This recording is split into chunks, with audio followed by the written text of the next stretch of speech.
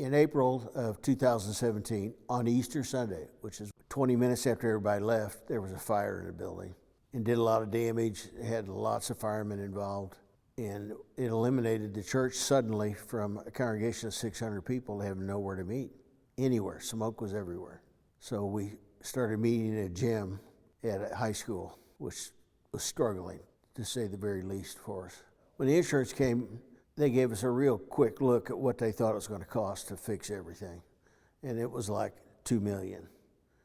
When we hired Michael and his company, and I was involved, but what really helped, he had a number of jobs with experience of how to deal with insurance companies.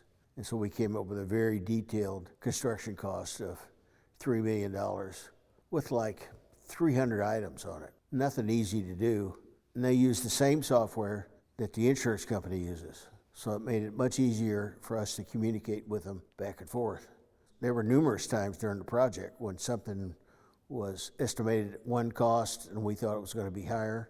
It was easy to talk to the insurance company because Michael was speaking their language more than I was. They approved it without questioning hardly anything, which helped us know what we could do and what we couldn't with the rebuild. And we were fortunate to have Michael's group because they were good at talking with people. The only way we kept this congregation together is we had several hundred people involved in different things at times. Michael was there and his superintendent was there. We both met with the eldership all the time. And so it went real smoothly because we had a lot of people that were invested in the project. I'd be ready for them to start something like the way we did the roofs. And they said, there's a different way to fix this roof than to totally rebuild it, which saved us money and cut some of the money they were going to get. But yet, that just helped the trustworthiness we had with each other and gave us money on other projects. When we were looking at the Children's Life Center, he saved us over $150,000 just on the kind of windows we put back in. In the gym, they proposed we put the ceiling in like it was, drop ceiling. That was going to be $200,000, and we did it for $30,000 just painting it. We had that kind of thing everywhere we went.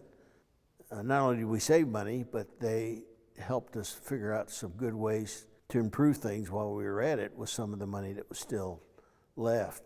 What we were able to do is to rework, with the insurance money, to rework some of the way that the floor plans were laid out, make things more usable for the congregation. So we took something that was a terrible tragedy and turned it into something that was a really nice improvement that they could have never done on their own.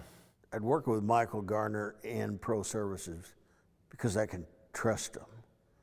You got to be able to trust people to get work done, and then you also got to have a group that can communicate everybody involved. If you got those two things, you got a good job.